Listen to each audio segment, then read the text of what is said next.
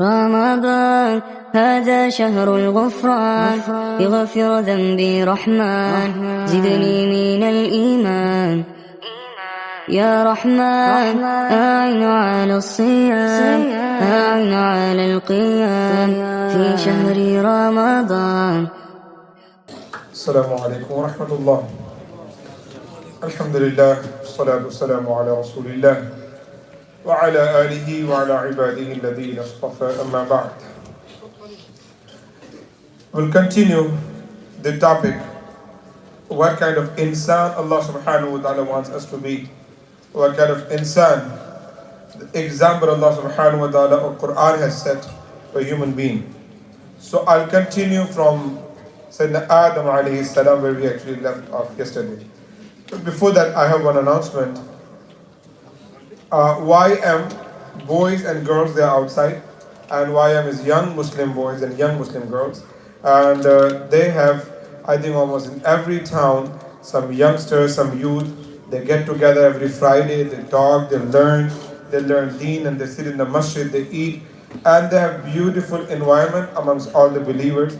At this moment where actually it is really, really hard for people to get connected with Allah, with Quran, these youngsters, these youth, they are doing their best, alhamdulillah. And they are here to ask for some support. They are outside, their table is there. So please do see them, talk to them. If there's any way you can help them, please do so. Jazakallahu khair. Rasulullah sallallahu alaihi wasallam has mentioned, a youngsters who stays, who is connected with Allah subhanahu wa ta'ala and masjid, he will get the shade of Arsh on the day of judgment. These youngsters are among them. Jazakallahu khair. Now I'm coming to the point. Allah subhanahu wa ta'ala wants all of us to be mu'addab. You understand mu'addab?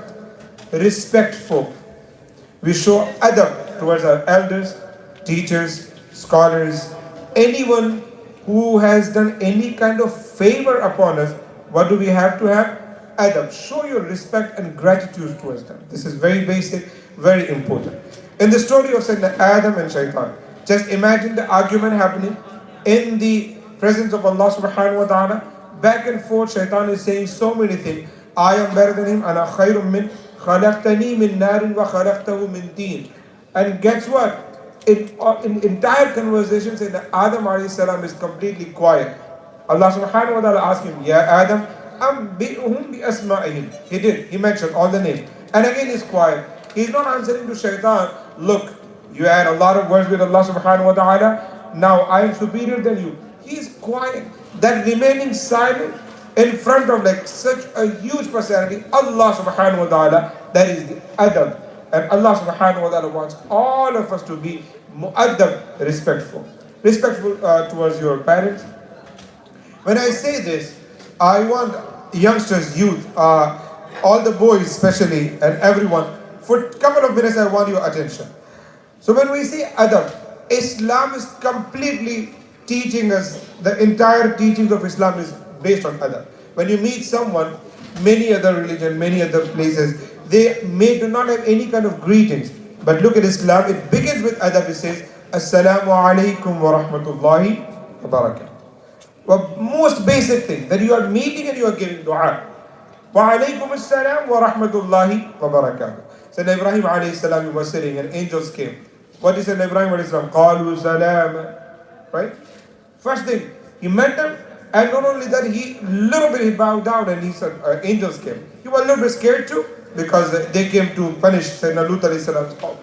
Sayyidina Musa alayhi salam, what kind of adab he actually teaches us. There's a beautiful story between magicians. You all know, Sayyidina Musa was sitting at one side, and magicians, they were on one side.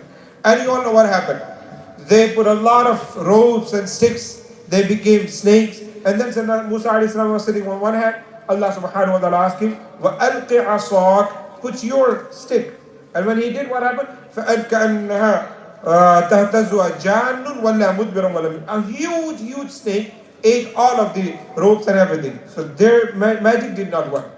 Allah says in the Quran, more than 4 places I believe, but 3 I remember right now. فَأُلْقِيَ السَّحَرَةُ سَاجِدِينَ. فَأُلْقِيَ, that's sahar, people, those who are doing magic, they bow down. They know Allah subhanahu wa ta'ala put them into the sujood. They got into the sujood because of this thing. What is the reason? They did not do sujood, but Allah gave in their hearts something that they went into the sujood. What is that thing? That they asked Ibn Musa alayhi salam, Ya Musa, imma an tulqiya wa imma an naqul. Oh, Ya Musa, are you going to start or we should start? So they showed adab towards Prophet Sayyidina Musa alayhi salam. Because of this thing, many Mufassirin says, Allah subhanahu wa ta'ala liked their action that they showed their adab. I would like to request all of the youngsters and youth, though they are not paying any attention right now, but still, and this is also part of adab, that you are sitting in the masjid, Imam is saying and you are paying zero attention, subhanallah. But inshallah, one day they will understand, inshallah. This is the adab of the masjid, that you pay attention completely towards someone who's speaking. Adab of the scholar, when he says, pay attention. Adab of the parent, when they say something, do listen to it. Anyone. This is the basic thing. Adab of the ustad, someone who has taught you anything. Show your respect and adab. Sayyidina Prophet Muhammad sallallahu alaihi wasallam, when he announced his prophethood and he went in Medina, he heard there's a lady came outside. He found out she was the daughter of, she was Halima Sa'diya. He stood up and took his shawl and he put the blanket underneath and then he let her sit and talked, gave complete attention. People said, who's this fortunate lady? The Rasulullah sallallahu alaihi wasallam came out, stood up and gave all the respect. Rasulullah said, she is my foster mother. She took care of me when I was very young. This is what teaches us that we have to show adab towards our elders. One last thing, very, very important one. I'm seeing parents, they are paying attention though. All of us, we want that our children should give us respect, right? This is what the basic thing we want. Adab has few parameters. Sometimes we disrespect them by our tone. By our tone, we do not mean it, but the tone is so high. Your brother, maybe you are saying brother, but with the word you and the tone was very high. It was disrespectful though. It happens. Few people, they do not like it. So even though with the word respect, you have to show your tone. And why I'm saying this, sometimes things and words are double meaning. Sahaba ikram ridwanullahi ta'ala ajma'in sitting in the court of Rasulullah saying, Ra'ina ya Rasulullah. Ra'ina is the beautiful word. That, oh Rasulullah sallallahu alaihi wasallam, please take care of us. Urdu mein kahe, Ya Rasulullah, hamari bhi riayat karein. It's a beautiful word. But it had another double meaning, which is the shepherd, the one who take care of the goats and everything. It has another meaning. Allah did not like it. And he says, Ya ayyuhalladhina amanu la taqulu ra'ina wa qulu unzurna wasma'u. O people, O believers, do not call Prophet Muhammad sallallahu alaihi wasallam with the word ra'ina. Though it was really nice word. But it has one another meaning. That means your conversation was somehow leading towards disrespectful.